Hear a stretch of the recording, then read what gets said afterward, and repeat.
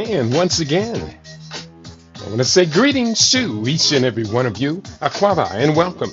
Welcome to another round of the Conscious Rasta Report here on LIB Radio, LIB TV, and on livinginblack.com. My name is Kidiobia Wadu, aka the Conscious Rasta. Weekday mornings, you and I, we get together live and direct. We come at you from 9 a.m. Pacific time. It's 12 noon Eastern time, 5 p.m. GMT, and 8 p.m. East Africa time. We get together with you, and we deal with culture, consciousness, historical perspectives, entertainment, economics, education, health, labor, law, politics, religion, family, future studies, conflict, all areas of human interactivity and human development. We are live and direct here on LIB Radio, LIB TV, and livinginblack.com. I'm a little discombobulated, but we are here together, and we're doing the best we can to do the best we can with what we got. We are so very, very grateful.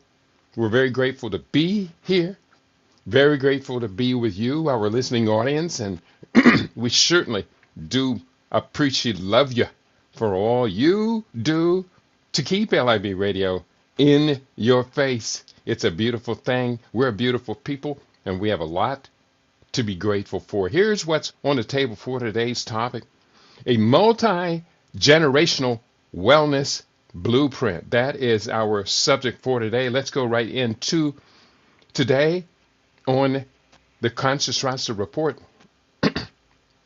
Our long journey towards healthy lifespan, longevity, begins long before birth. This podcast explores how intergenerational trauma, including racial injustice, structural inequities, shape health across generations. We delve into the biological and social pathways, epigenetics, stress, nutrition, poverty, and systemic racism that influence life expectancy. By understanding these deep-rooted patterns, we can begin to heal, to empower communities, and rewrite the narrative of health for future generations. So that is what is on the table for today. I hope you are interested by the subject. And for people who are not of African ascent, I hope you do learn something very powerful for today. It will be informative, will help you to better understand what your fellow compatriots are dealing with. I do see my brother, your brother Shabaka, is in the house. Aquaba. Shabaka says, greetings, family. I'm very happy to be here with you all to learn more about achieving better health. And that is a beautiful thing. We are going to do the best we can with this subject matter. And Brother Shabaka, I trust you will not be let down, not be disappointed with what we have to share with each and every one of you. So on that note, let me pull my notes up and let's start to get into this conversation. First, I want to begin with a video that I do have queued up. And this video, it's less than 3 minutes long. She's going to be talking about maternal mortality, women dying during childbirth. And when we look at maternal mortality inside the United States, it's awful. The United States compared to the rest of the world is bad. We compare United States to a country like Belarus, which has the lowest maternal mortality rate on the planet. Of course, they have very few children nowadays. But in Belarus, it's like one childbirth dying. In several other European countries, it's no more than 3 dying per 100,000. But when we come to America, it's something like 8 women dying per 100,000. And for black women, it is twice as high as for white women in the United States. So it is certainly a crisis. Maternal mortality any woman anywhere on the planet dying during childbirth is bad. And when we look at the worst numbers in the world, the last time I checked for South Sudan, it was 1,223 women per 100,000 live births. 1,223 women dying. So we've got a lot of work to do, Brother Shabaka. You know we do. I say greetings to you all. Let's put this video up on the screen. I'm going to put it up also into the listening stream for YouTube and for our Rumble family, so you can have access to it. I'm just posting those links up right now. For Rumble, there is the link, and let's go right into it. I'm going to add to the stage. I'm going to mute my microphone, which I'll have to mute my microphone so you don't hear an echo or feedback. I'm going to mute right now, and then I'm going to play the video. If she almost died, what does that mean for everyone else? People love to say it's about poverty, education, or going to the right. Let's talk about Black maternal mortality in America, because this isn't just statistics, it's a crisis. It's a system that says that Black women don't get to survive giving birth.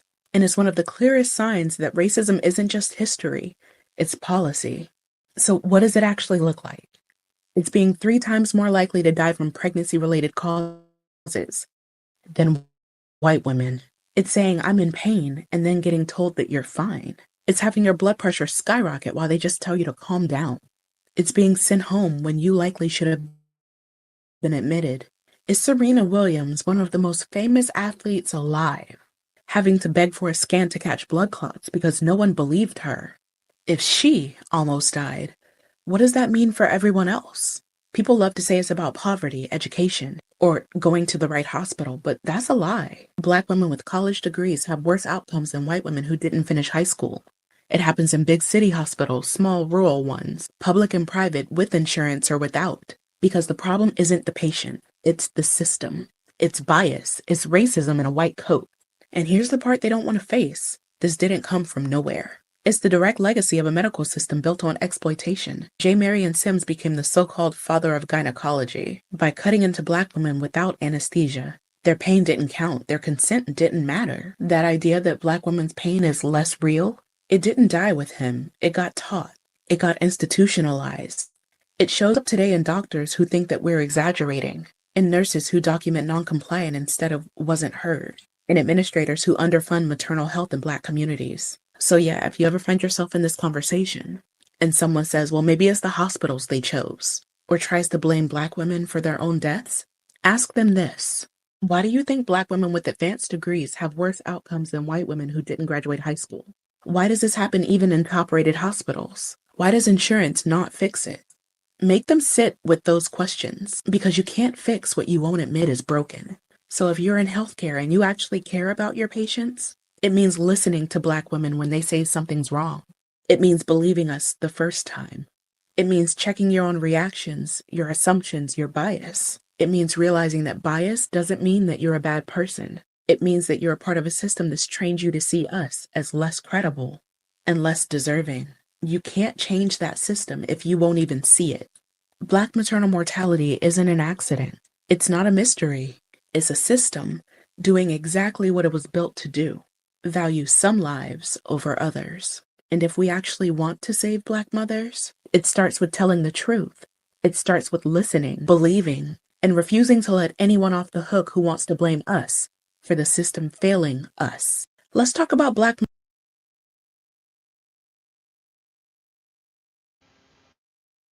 All right, that was Ashley the Baroness, and she is sharing from on her YouTube page.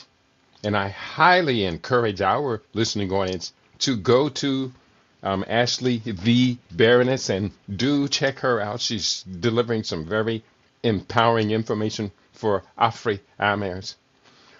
Let's go into, I've got a lot of research on the table. Let me introduce a little bit of this. Have a sip of my herbal tea. Black tea, green tea, turmeric, piperine, from ground black pepper. Fresh pepperine mixed with turmeric increases the turmeric's anti-inflammatory properties 20-fold, or at least 10-fold. I think it's 20-fold. I put coconut oil in it. That's a carrier for the turmeric. Cinnamon in it. It's got cayenne pepper. Normally it has cayenne pepper. I didn't put the cayenne pepper in today because I can tell because I sipped it and did not get the cayenne burn. But the cayenne pepper is good. It's sweetened with turbinado. So that's in my morning cup. Now you know what I know. The provided sources for today's dialogue. And again, today's dialogue, a multi-generational wellness blueprint.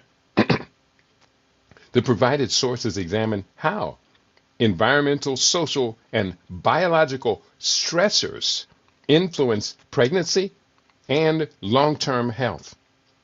Extensive research highlights that maternal stress, ranging from acute disasters to chronic systemic racism, disrupts fetal development through hormonal and epigenetic changes, often leading to preterm birth or emotional dysregulation.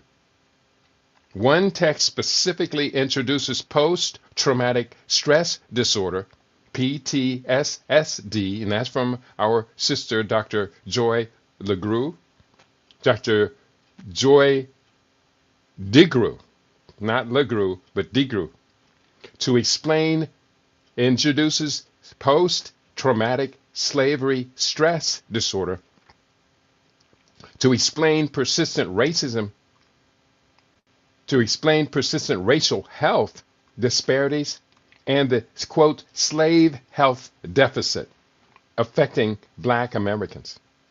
Additionally, the role of preconception health is emphasized, noting that stress in both parents and choices like alcohol consumption can alter the foundational pregnancy environment.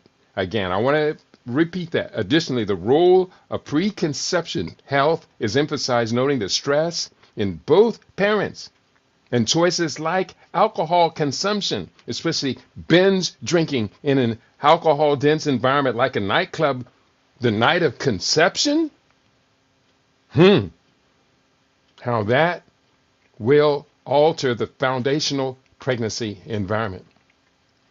Collectively, these documents I'm going to share today advocate for trauma-informed care, equitable healthcare access, and proactive stress reduction strategies to improve outcomes across generations. Together, they frame reproductive health as a complex interplay of historical trauma, physiological responses, and social determinants. So that is a complex conversation we're going to have.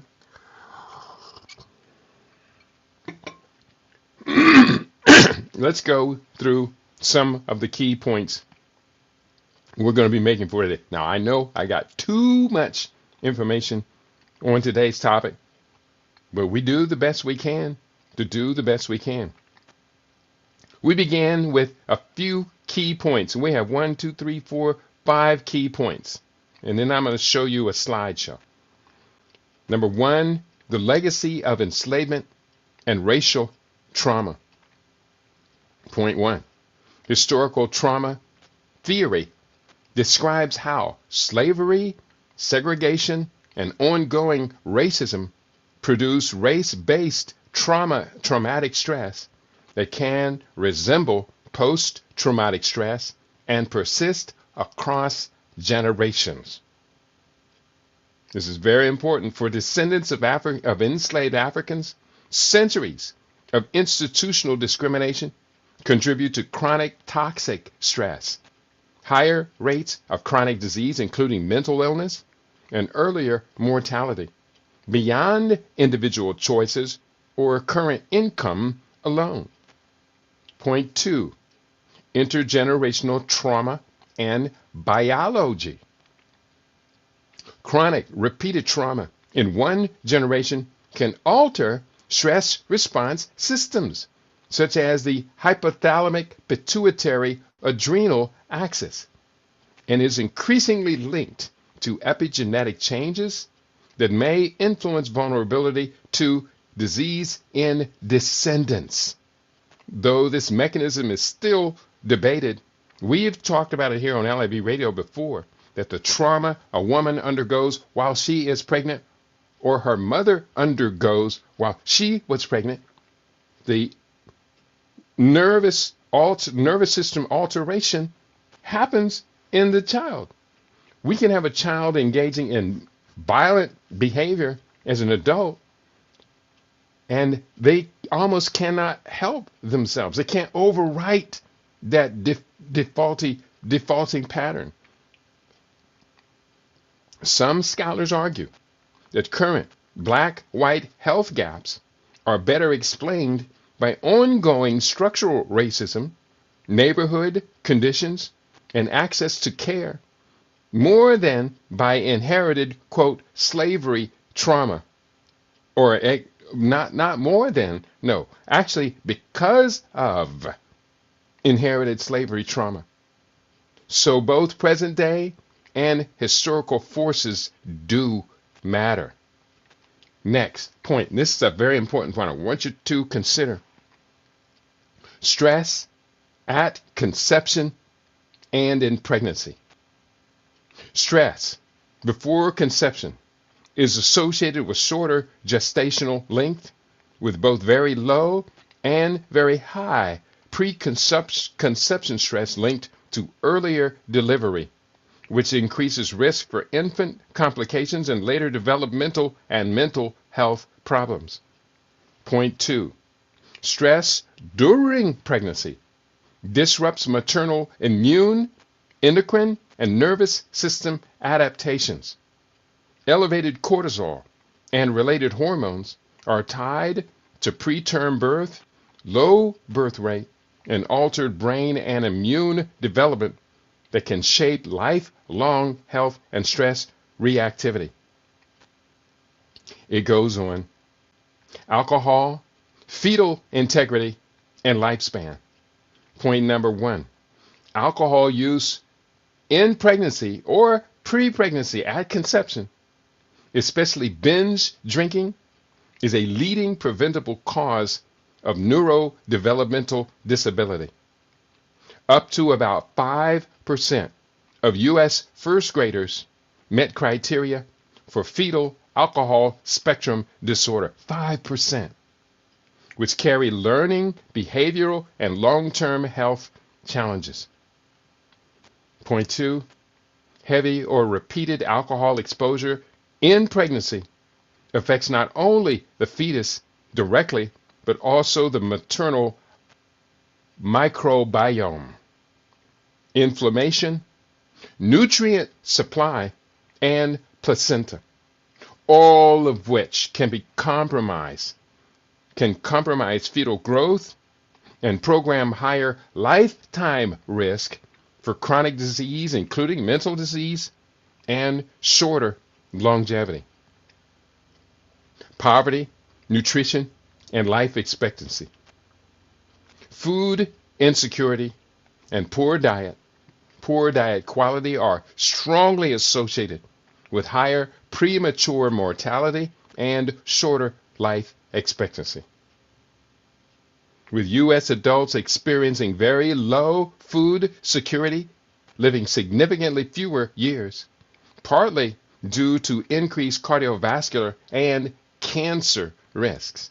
And again, we remind you, our listening audience, you've heard me say, and I'll say it again, cancer risk in the United States is outrageous. It's increasing exponentially.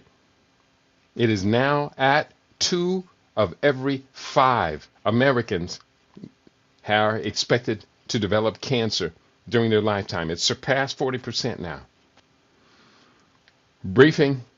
So we're talking about poverty, nutrition, and life expectancy.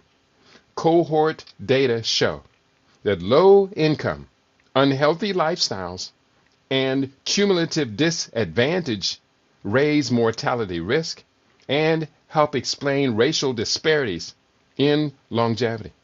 while structural barriers in housing, employment, and food environments reinforce cultural patterns of poor nutrition in marginalized communities. So we got a lot of work to do. We've got a lot of work to do. I'm hoping you will be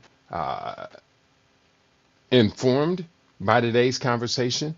What I'm going to do right now is I'm going to share another screen, share this tab instead. I'm going to take this back to we're going to go right now into my notebook LM, and I'm going to put together what I added today. And this is let me go into it first of all. Where are we at? We're over here behind that at, my daddy would say, the Berkeley Wellness Blueprint. So this is a slideshow I prepared today. And let me just share this with you. The Berkeley Wellness Blueprint, diagnosing disparities and prescribing connection. So let's go into this. This is not too long, about 15 panels or so. I've done this in Adobe Acrobat. The paradox of reputation and reality. Finding 2. This is from the Berkeley study. Diversity is valued, but structural inequities persist. You have the reputation, and then you have the reality. The reality sense of belonging, physical health, jobs, and money, government responsiveness, drugs and alcohol use, disparities in health, mental health, environmental health, community safety, housing, all of these combine synergistically. This quote, I have experienced or know others who have experienced worse living conditions because of socio-economic factors in which race plays an important role. Geography is destiny. We're talking about the 9-year life expectancy gap. African American residents are projected to live 9 fewer years than the city average. And again, this is in Berkeley, California. The cause, it goes into different areas, and you can see, and the symptom is, of course, the obvious disparities. So let's keep going forward. This is first time going through this chart, this particular set of slides myself. The environmental toll. Asthma. We're looking at asthma among adults. The highest environmental burden, highest asthma rates are mapped out, and these also show the ethnic communities. Place determines physical health. Residents in red-lined districts breathe more polluted air and suffer higher rates of respiratory illness. And this is the same is true about the so-called cancer clusters around the nation. The displacement crisis. Households paying more than 30% of income on rent. If we're talking about who are these households, African Americans, 53%. Hispanic Latino, 34.2%. Asian, 31.2%. And whites, 23.3%. So the quote on the left, I have seen many families of color leave because the rent became too high. Finding number 5 of the Berkeley study, affordability is the number 1 community concern, and it is getting worse and worse as the years persist. They had new data come out just today, was released during the news, and talking about housing affordability is the worst it's been in years, if not decades, if not ever. A crisis of connection. The bookend effect. Youth and seniors are most at risk. On the left-hand side of the chart, the youth responses to the sentiment statements. Statement 1, Berkeley residents tend to be healthy as a AI kind of generated fault in there. I don't know what it was, but youth responses. We're talking about healthy. Berkeley records have this got a lot of AI generated typos. AI sometimes when it's doing smaller print it just fills in gibberish, and so it's got gibberish in it. So we're talking about strongly agree in the green, agree, neutral, disagree, and strongly disagree. So the responses of symptoms, the common symptom, isolation. And we've talked about youth and isolation. So many youth reporting that they have no friends, especially young males. They have very few friends, 3 or less friends. Seniors, 25% of older adults feel socially isolated. The pandemic exacerbated anxiety in the young and loneliness in the old. Both groups report feeling unprioritized. And when you have large numbers of youth feeling like they're unprioritized, like they're not fitting in society, like society is ignoring them, government is ignoring them, you have the roots of revolution. The prescription intergenerational infrastructure. They talk about the Bridge Metals model. Seniors, they have housing for the seniors and shared connection for everyone, the center of the community. Families, 3 and 4 bedroom, and senior housing as well.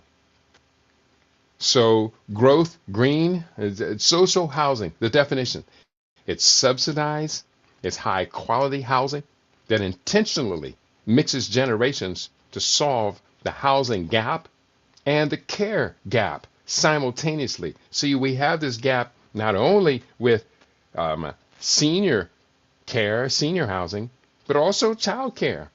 And with the right social model, you would build it all into a neighborhood. So where the young parents will be spending so much of their income on quality child care for their children outside of the home or outside of the neighborhood.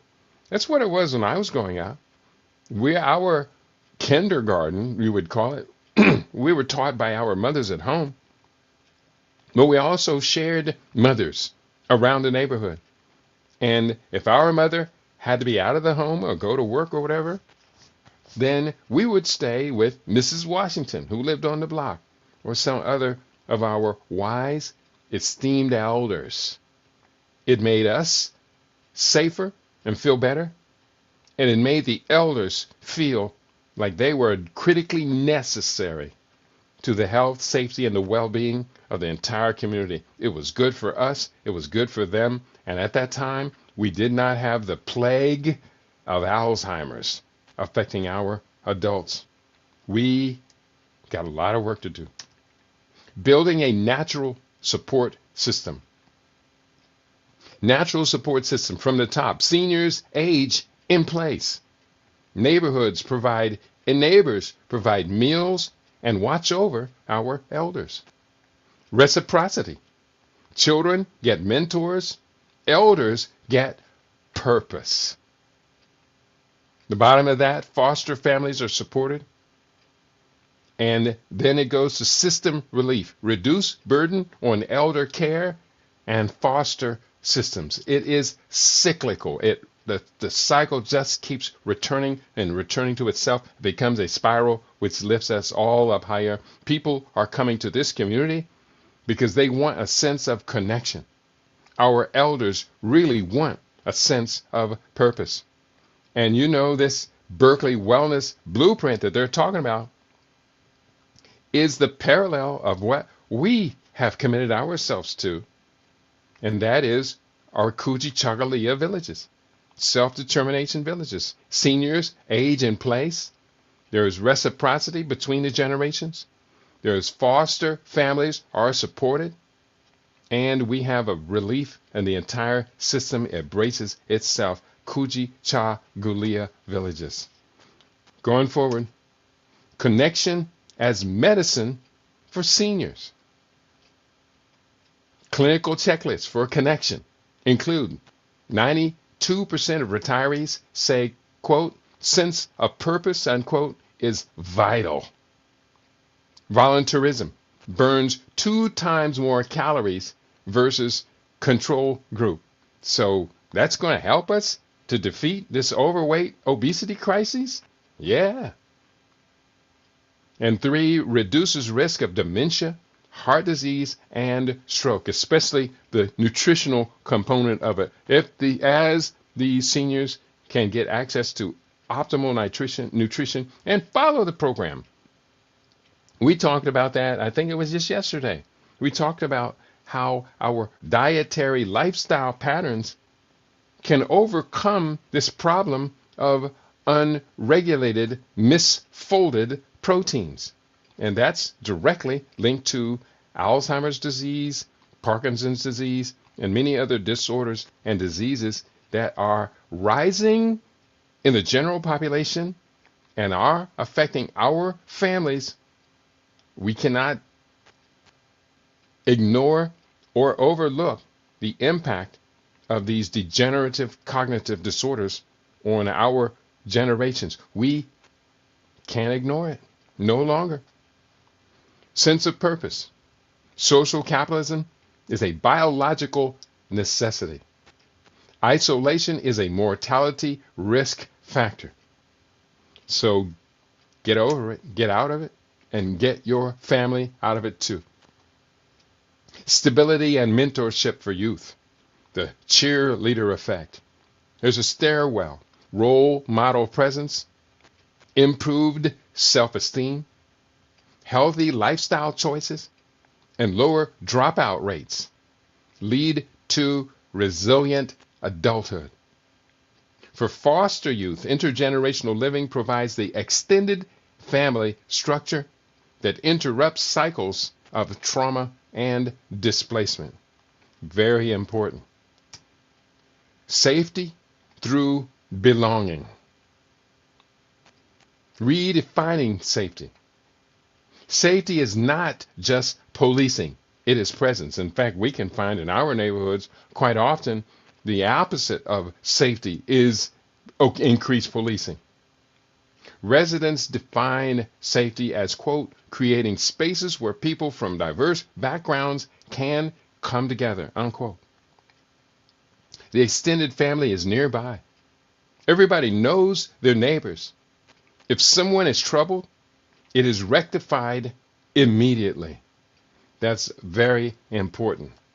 Safety through belonging. Fueling the cycle, the life cycle. This chart, it begins from infant. It actually, according to my presentation today, it begins before the infant. It begins before conception. In fact, I say, and I'll say it again right now, we should start to clean up our genes 2 years before conception. I'm going to repeat it. We should begin to clean up our genetic material 2 years before conception. It works. It works very well. So from the infant to the toddler, age 1 to 3, 1,000 to 1,400 calories per day. Of course, breastfeeding is the perfect food for human children. Cow's milk is great for calves. Goat's milk is great for kids. But human breast milk is the perfect food for the human baby up to 36 months. Keep the baby on the breast to allow the baby's brain the nutrition it needs to fully grow and develop. Adolescent ages 11 to 12, 1,800 to 2,200 calories per day. They're going to be burning quite a bit. Plus, they're also growing the growth spurt. Pregnancy. Prenatal vitamins, something that's been missing among many of our pregnant women. Folate and iron, and BMI-based weight gain. Base your weight gain during pregnancy based upon a healthy BMI. Ooh, I cannot overemphasize that point. We have women going into their first childbirth already obese. It's far too frequent among our community. And they're going into multiple pregnancies. So by the time a woman finishes having, say, 3 children, which is ideal among a low fertility population, 3 children is ideal. But by the time a black woman has 3 children, she's obese for the rest of her life. That does not work. It doesn't work for the mother. It doesn't work for the offspring either. And then for the senior, hydration is very critical.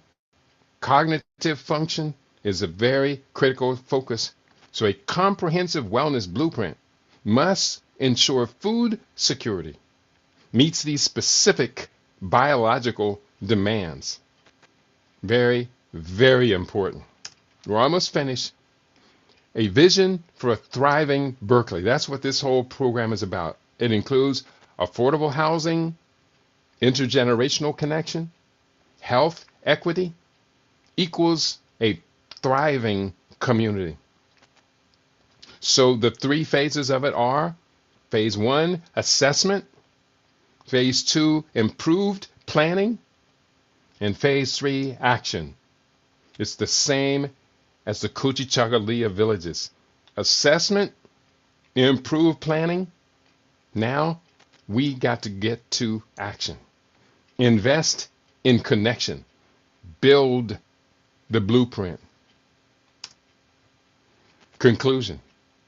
The Berkeley Wellness Blueprint equals equity, equals connection, plus housing, all equal wellness. Equity plus connection plus housing equal wellness. Read the full report and engage with the Community Health Improvement Plan. Of course, the source for that is the Berkeley Wellness Blueprint, CHA, Bridge Meadows Research, Stat Pearls Clinical Nutrition. So that concludes that presentation. And what I'm going to do right now is stop sharing the document.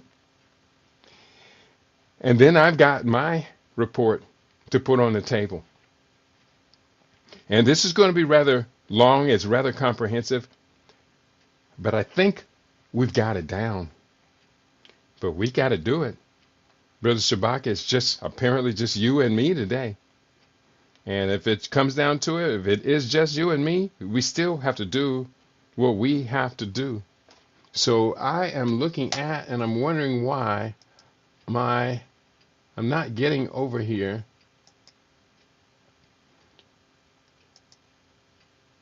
The YouTube wasn't playing. It should have been playing though. Here, let me double check what is wrong over here. And if it comes down to it, I may have to do this program a second time.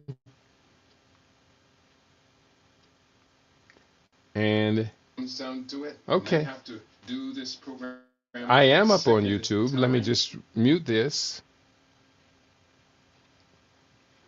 It is up on YouTube for some odd reason. It's not playing on my Rumble channel.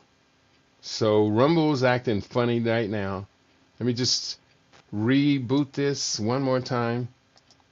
And I don't know what is the problem. I'm looking at it up on Rumble. It's not playing. I'm looking at the YouTube and it's not playing. It is playing here. And it is playing on Facebook. So let me just do this.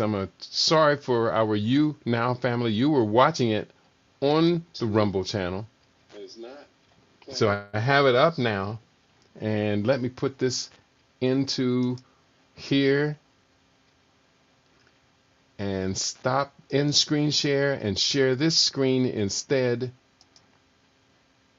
And that was a pretty good presentation, doggone it. I'm going to share it from the Facebook, and it is what it is. We do what we do to the best of our abilities. Sometimes it works well. Sometimes it works real well. And other times it just is. So I have it up now, and I still have not been able to figure out why I'm not seeing it on Rumble. But yeah, Rumble is apparently just not working. So Eddie McCroy, I see you in the house. He says greetings. I don't know what happened today, Brother Eddie. Let me just send greetings to Eddie.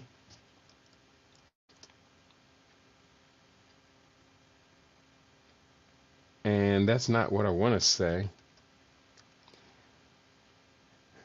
Bear with me. I'm going to put up the link to the...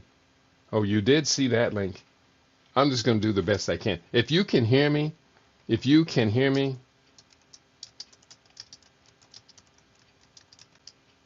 let me know. So I do see Eddie says greetings, but I don't know. I really don't have a clue. I think he can hear me because I'm looking at me on YouTube right now.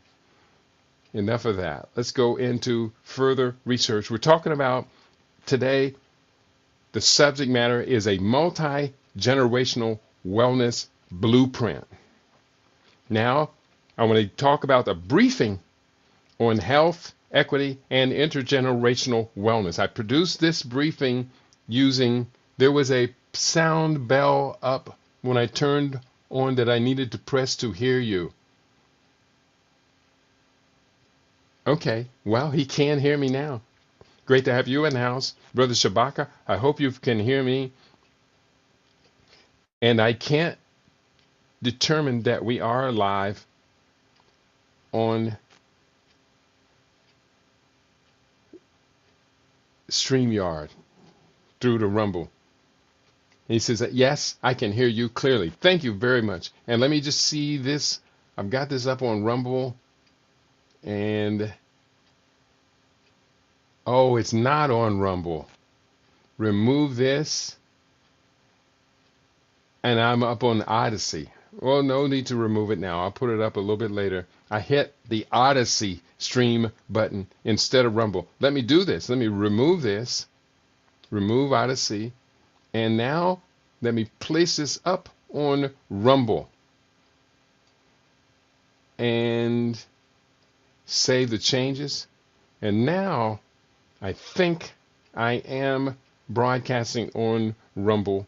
And I'll just have to go back through and upload the entire program for today for our Rumble audience. Okay, I did see it's now up on Rumble. And bear with me, it was a mistake on my part. And I'm correcting it now. It's going to take a second. You're getting ripped off. Guys, so everyone is ditching their car insurance. And stop sharing here and start sharing here. And bear with me. So mute that. Share with audio. Sorry, I hit an Odyssey streaming button and not my Rumble like I normally would have hit. Now, I am up on Rumble for my listening audience. So thank you for being patient with your brother. Let's go forward. The next part, and this really kind of brings us to the beginning of today's research. Executive summary. The documents I'm producing today synthesize key findings on the multifaceted nature of health and wellness, with a particular focus on the deep-rooted causes of health disparities, the promise of intergenerational solutions, and a critical role of nutrition and social connection across the lifespan. The analysis reveals that historical injustices, specifically the legacy of slavery and systemic racism, are the foundational drivers of profound and persistent health inequalities in the United States, disproportionately impacting Black and Native American populations. These disparities manifest in higher premature mortality rates, lower life expectancy, and increased vulnerability during public health crises like the COVID-19 pandemic. And I just want to say, Hotep Sister 4 Africa 1, Hotep Brother Kitty, and Global LB family. I got you on YouTube, but there is not a chat button. There is a chat button on YouTube. Just make sure your window is fully open, and that should allow you to see that. And I apologize for not having it up right today. I hit the wrong button. I was broadcasting live on Odyssey, and I meant to hit the Rumble. We're going forward. Concurrently, innovative intergenerational models in housing and community programming are emerging as powerful solutions to address social isolation, housing instability, and systemic care gaps. These approaches foster mutual support, purpose, and belonging for both youth, particularly those impacted by the foster care system, and older adults. Health is represented as a holistic concept, fundamentally influenced by nutrition, physical activity, social engagement, mental well-being, and a sense of purpose. Key public health challenges, including food insecurity and prenatal alcohol exposure, are shown to have severe long-term consequences that exacerbate existing inequalities. Community-level data, exemplified by a case study of Berkeley, California, confirms that health outcomes are geographically and demographically stratified, underscoring the direct link between race, social economic status, and well-being. We began with the historical roots of health inequality in the United States. The origins of current racial and ethnic health disparities in the United States are deeply embedded in centuries of systemic oppression and pseudo-scientific racism. The enduring trauma from enslavement, exacerbated by discriminatory policies, has created a, quote, slave health deficit, unquote, a term depicting the origin of health disparities in the black population stemming from the institution of enslavement. This historical context is essential for understanding contemporary health outcomes. It goes into the pseudoscience and the ideology of white supremacy. The justification for enslavement and subsequent systemic oppression was reinforced by pseudo-scientific theories that promoted concepts of white supremacy and black inferiority, including, early scientific racism. Prominent Western scientists and thinkers played pivotal roles in establishing a false human hierarchy. These included J.F. Blumenbach. In 1781, he wrote, On the Natural Variety of Mankind, he suggested that the Caucasian skull was the most beautiful form, and that white must be the original skin color, positioning white individuals at the pinnacle of humanity. And we do know, absolutely, beyond a shadow of a doubt, no, that was absolutely false.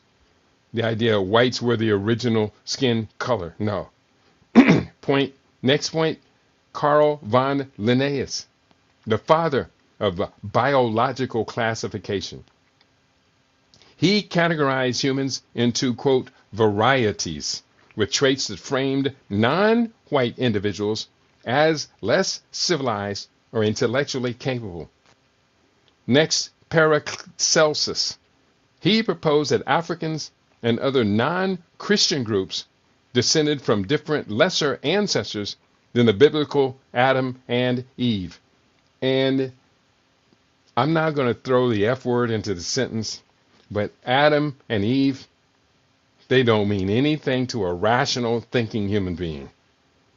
George Cuvier and Louis Agassiz, influential figures in French and American science, who promoted racial hierarchies based on perceived differences in intellect and moral character. Next, it goes into the weaponization of medicine. Medical theories were developed to pathologize and control black individuals. Samuel Cartwright, quote, a physician, Samuel Cartwright, and I've heard of him before, a physician who theorized that black people should be treated differently due to, quote, non-human biological peculiarities, unquote. He invented mental diseases specific to black slaves, including drapetomania, runaway madness, attributed to the enslaved who fled the plantations, and dysesthesia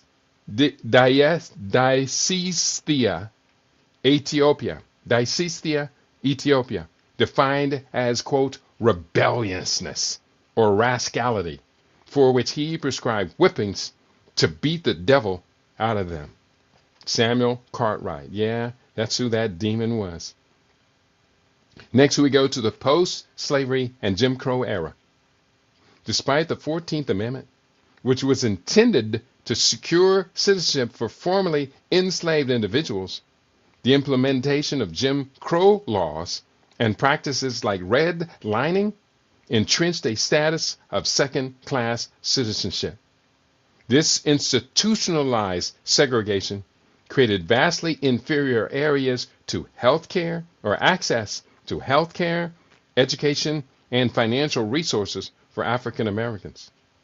Academic figures like Nathaniel Saylor and Joseph LeConte at universities such as Harvard and the University of California reinforced notions of black evolutionary inferiority, justifying violence and the denial of rights.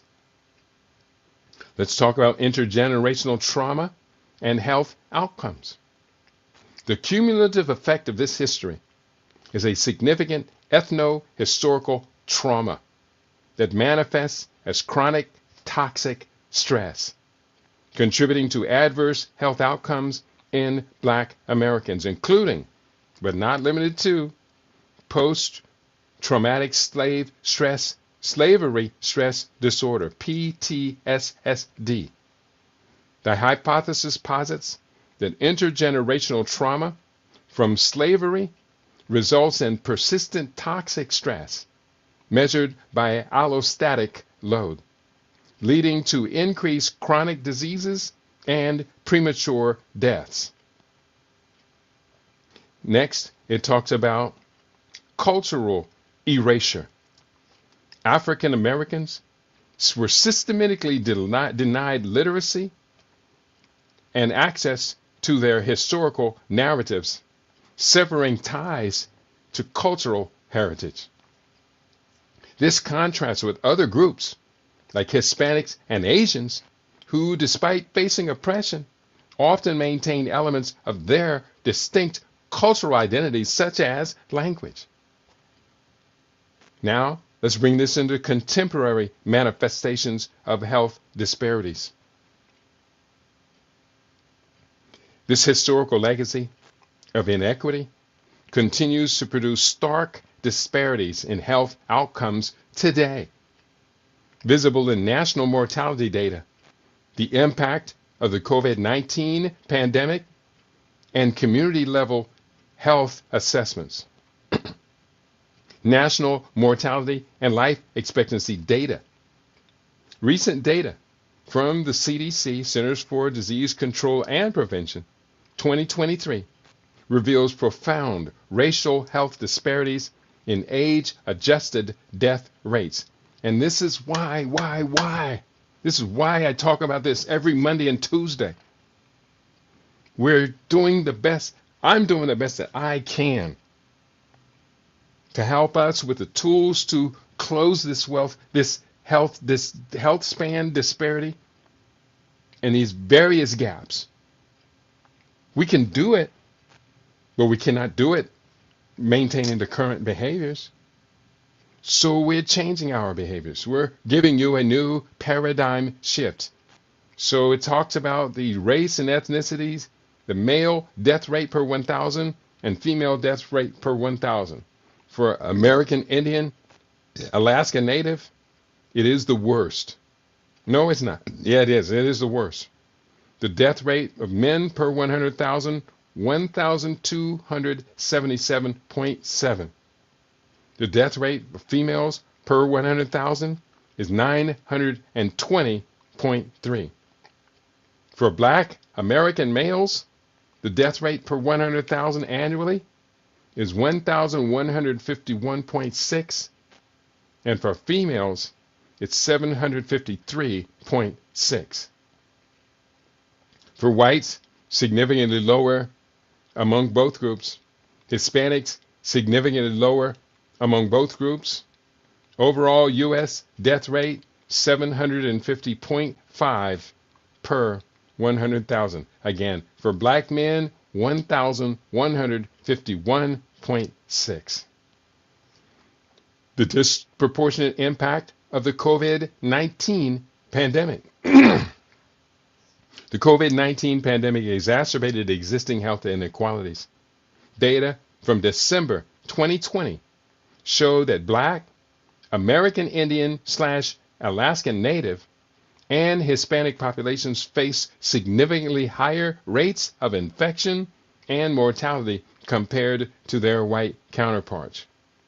Cumulatively, COVID-19 mortality rates per 100,000 people dying in December 2020, Indigenous 133, Blacks 123.7, Pacific Islanders 90.4, Hispanic 89.6, White 75.7, and Asian 51.6. Now, we're recognizing also inside those statistics they were higher for all Americans than other groups around the world. So Asians in America died at significantly higher rates than Asians in China, Korea, Japan, and the Philippines. Let's go into the idea of food insecurity and premature mortality. And a cohort study of 57,404 adults from 1999 through 28 established a direct link between food insecurity and a higher risk of premature mortality, death before age 80, and shorter life expectancy.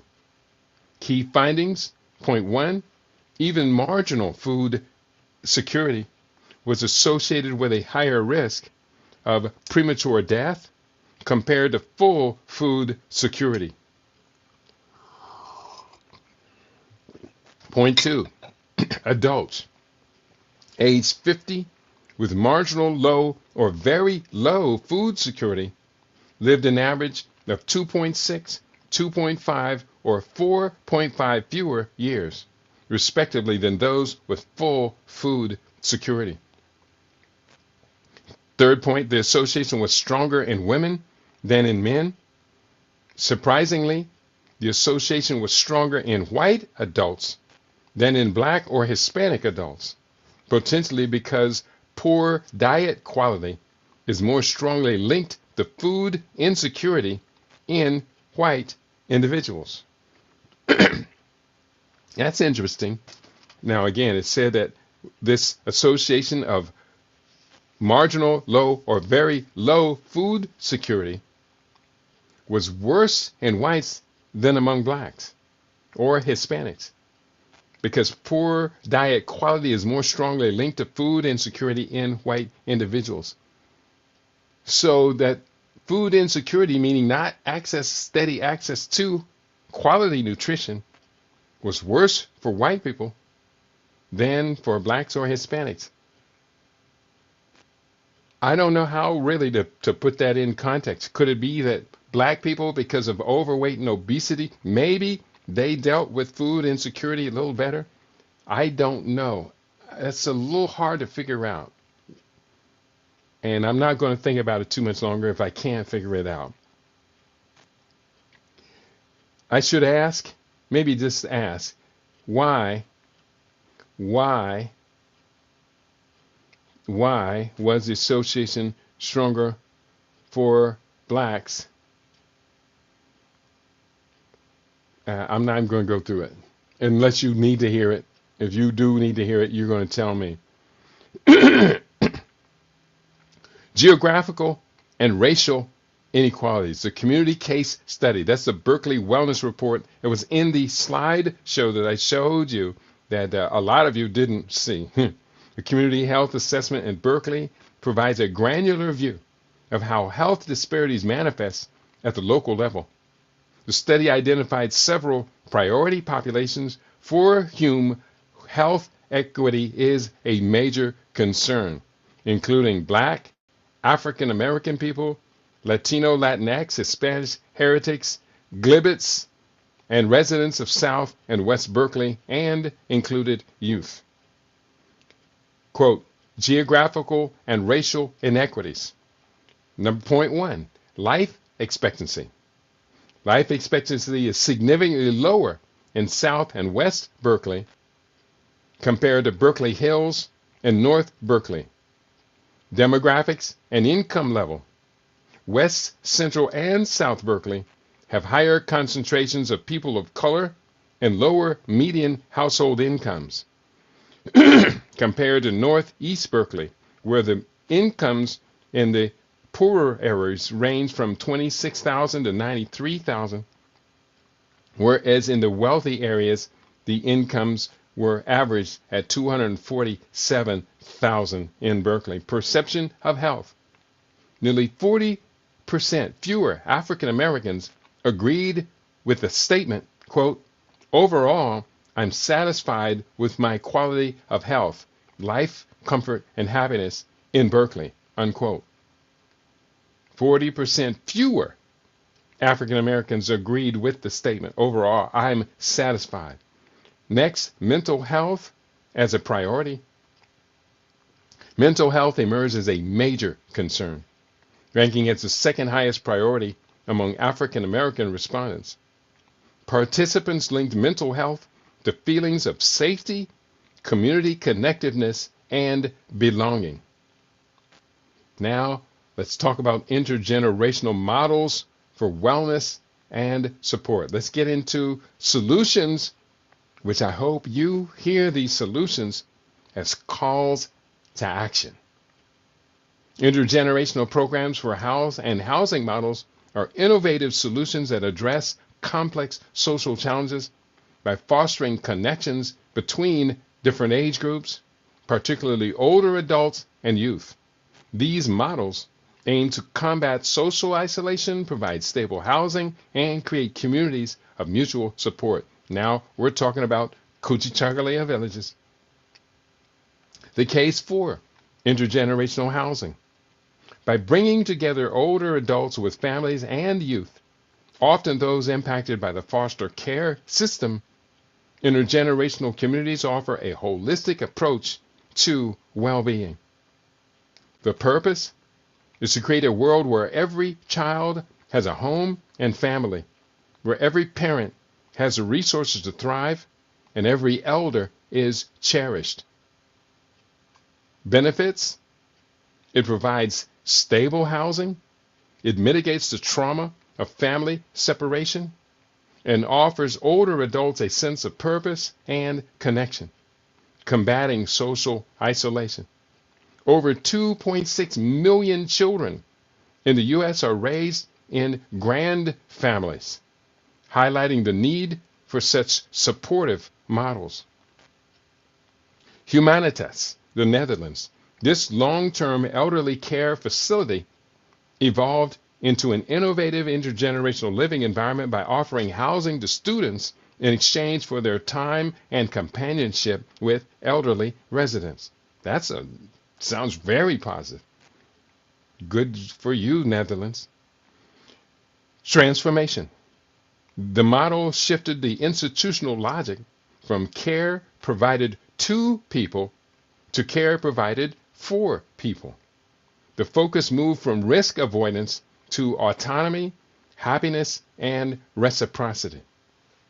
The outcomes: the environment transformed from a predictable controlled facility into a, quote, surprising, anticipating, and enabling environment, unquote, that is lively and joyful. It connects residents, students, staff, and the local community, improving quality of life for everyone. Let's talk about intergenerational physical activity. A systemic review of intergenerational physical activity called PA programs found that their primary benefits are often social and relational rather than purely physical. Mutual benefits for older adults, these programs help mitigate age-related deficits and reduce negative self-perceptions. The energy of children provides a new motivation for engagement. The energy of children provides a new motivation for engagement. I know it's true. For children and adolescents, adapting their movements, speed, direction, and precision to engage with older adults enhances their body control, movement awareness, and socio-economic or socio-emotional development. A key insight: intergenerational interactions reframe older adults from, quote, marginal figures to valuable sources of experiential and emotional knowledge, close quote. Health and nutrition across the lifespan. Proper nutrition and hydration are foundational to health at every life stage, from prenatal development to old age. Deficiencies or harmful exposures at critical moments can have lasting consequences. And we talked about this next section. This is very important. Prenatal health and alcohol exposure. We talked about so many children, we don't know how many, are actually conceived while binge drinking. And binge drinking not only affects a woman's genetics, but it also impacts the genetics within a man's sperm contribution. Binge drinking. The safest approach is to avoid alcohol entirely before and during a pregnancy, when planning a pregnancy, or while breastfeeding, as if there is no proven safe amount. All alcohol increases the risk of cancer. We know that. The evidence is there. The Centers for Disease Control admits it. The National, the Cancer Prevention, I can't remember what it's called, the NCA or whatever, the National Cancer Institute, that's what I'm thinking of, NCI, the World Health Organization, all agree that when it comes to the outcome for cancer, zero alcohol is absolute. Wine, beer, hard spirits, hard liquors, all of it. None. None at all. Direct fetal harm. Drinking alcohol during pregnancy allows it to pass through the placenta to the baby, increasing the risk of miscarriage, stillbirth, premature labor, and fetal growth restriction. Point: fetal alcohol spectrum disorder, FASD, and fetal alcohol syndrome. Heavy drinking can result in these conditions, which cause severe physical and mental disabilities. Point: disruption of the pregnancy environment. Beyond direct harm, alcohol alters the entire system supporting fetal development by 1, altering the mother's microbiome, 2, disrupting the nutrient and oxygen supply, 3, triggering chronic inflammation, and 4, changing the placenta's ability to support healthy growth. And that brings us to a whole nother area, and that is nutritional needs from infancy to adulthood. Nutritional requirements evolve significantly throughout childhood and adolescence. From infancy, from birth to 6 months, breast milk is absolute. It says preferred in this document, but no, I'm changing it to absolute. as it supplies all required nutrients, fluids, and immunological factors to age 36 months.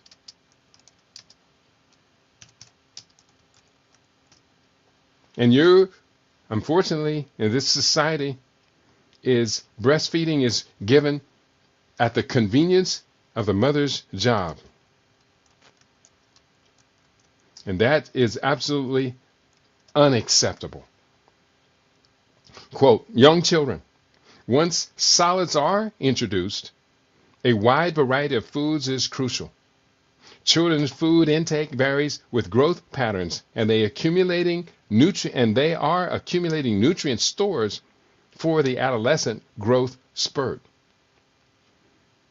Next point, malnutrition. Inadequate nutrition can lead to severe conditions, including mental health, marasmus, protein energy malnutrition from a deficiency of all energy-producing nutrients, causing generalized wasting and loss of fat and muscle.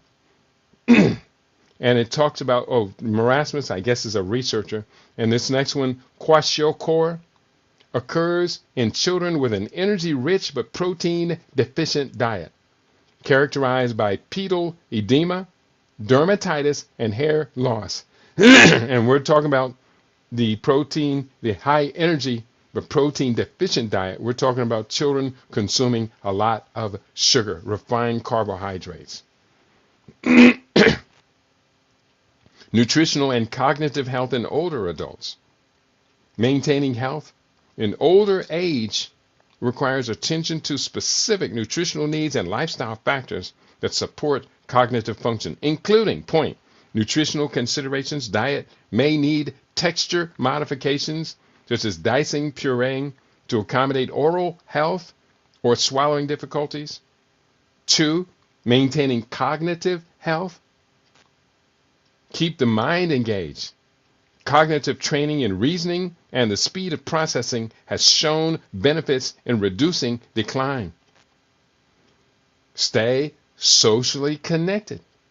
High social engagement, visiting neighbors, volunteering, is associated with better cognitive health. And lastly, address health problems. Managing conditions like diabetes, don't manage it, eliminate it. Heart disease and depression is critical for brain health. Don't manage your diabetes, get rid of your diabetes, reverse it. Reversing your diabetes is also going to go a long way toward preserving your kidney health. Get rid of hypertension, get rid of diabetes. There is a cure for diabetes. We've said it again and again. We're referring to the book title from Dr. Gabriel Cousens. There is a cure for diabetes. Get the book, read the book, do the book. Change your diet. Get sleep. Holistic approaches to health and well-being. A comprehensive understanding of health must extend beyond physical metrics to include mental, social, and emotional dimensions. True wellness is built on an integrated foundation of supported lifestyle practices and a sense of connection. What are the pillars of holistic health? A well-rounded, enriching environment is supported by 5 key pillars that work in synergy. 5. Number 1, sleep. Essential for physical and mental restoration. Number 2, nutrition. Fueling the body and the mind with adequate and appropriate nutrients. Number 3, social life. Fostering connections to combat isolation and to build a sense of community. Number 4, movement. Regular physical activity for physical and mental health. And number 5, a sense of purpose. A sense of purpose, a reason for being, raison d'etre, provides motivation and drive. So we're near the end. The role of advocacy and systemic change. Organizations have historically collaborated and they play a crucial role in advocating for health equity. The National Medical Association, founded in 1895 because black physicians were excluded from the American Medical Association, AMA, has been a pivotal force. Early advocacy, the National Medical Association collaborated with the NAACP to advocate for anti-lynching laws, identifying lynchings as, quote, glaring, life-ending health disparities, unquote. During the Civil Rights era, the National Medical Association was the only medical association organization to support the civil rights legislation that led to the desegregation of hospitals and the creation of Medicare and Medicaid, which the American Medical Association opposed. An ongoing work, the National Medical Association and its affiliate, the W. Montague Cobb Health Institute, continue to research racial and ethnic health disparities and develop clinical community linkages to reduce them. This work is captured in the poem We Wear the Mask by Paul Laurence Dunbar, which articulates the physiological burden of emotional concealment in the face of societal pressure and pain. So we're going to go forward and we're going to do the best we can to continue to give you this information today, a multi-generational wellness blueprint. I do see a couple more comments have come in.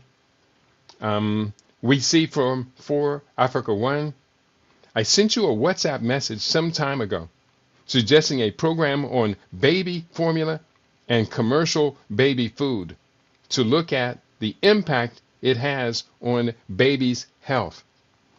And you are so absolutely right.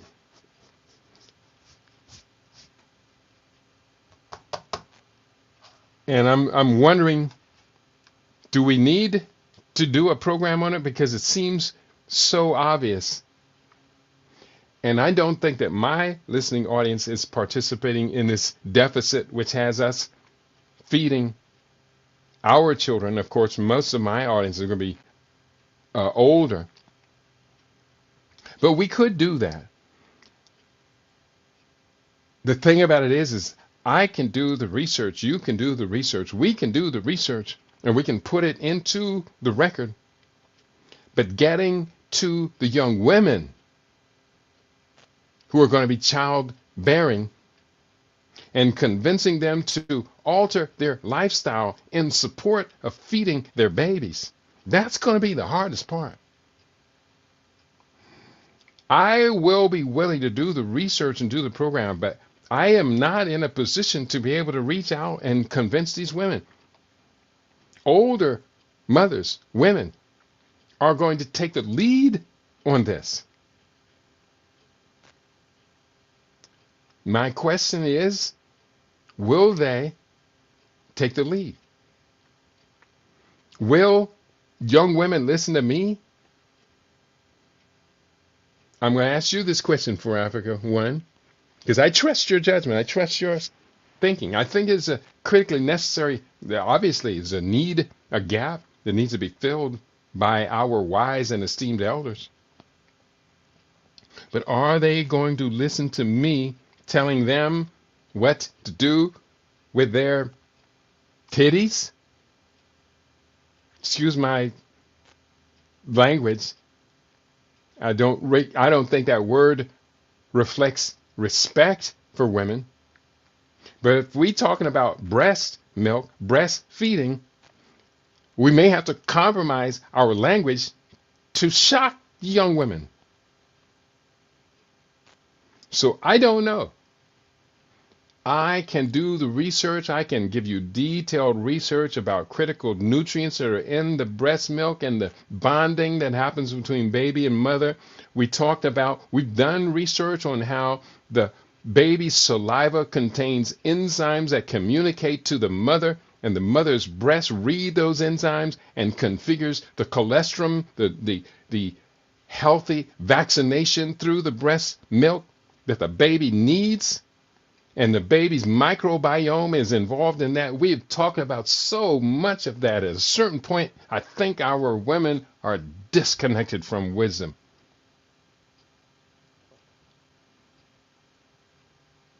She says, I agree. It's our job to circulate the information that you present. It is. I'll do the research again. It'll have to be next Monday. That'll be the earliest I could do it.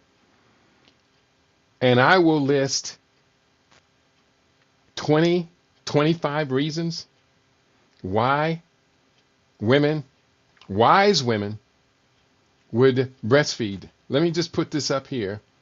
And this is going to be in a new research environment. And I need to pull this up. I'm going to list 25 reasons. List 25 reasons to breastfeed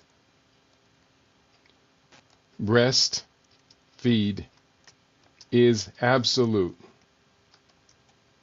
Absolute.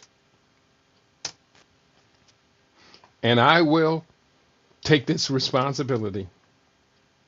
We talk about brain development. To 36 months, we should breastfeed, not 6 months. 6 months and putting your child on formula is just like just plugging them into the matrix. Reduces the risk of sudden infant death syndrome. Lowers the chance of childhood obesity. Decreases the risk of type 1 and type 2 diabetes. And number 5, strengthens the immune system with antibodies. When a baby is born, they have no antibodies. They have no immune system for 1 year, during which many women, unthinking women, unconscious women, the same ones who are not breastfeeding, are injecting those children or allowing those children to be injected with vaccinations. You put a big task on my shoulders, beloved. I'm going to do it. I'm going to do this, and I'm going to share this with all of our listening audience. That was just 1 through 5 of 25 reasons. It talked about otitis media, ear infections. You know, we, at our house, we raised 3 children, 3 daughters, and had 0 visits to the doctor other than just regular checkups. And because their pediatricians were my friends, Dr. Rab and Dr. Can't remember her name right now. So I know her name. I'll think of it when I stop trying to think of it. But their pediatricians were my friends.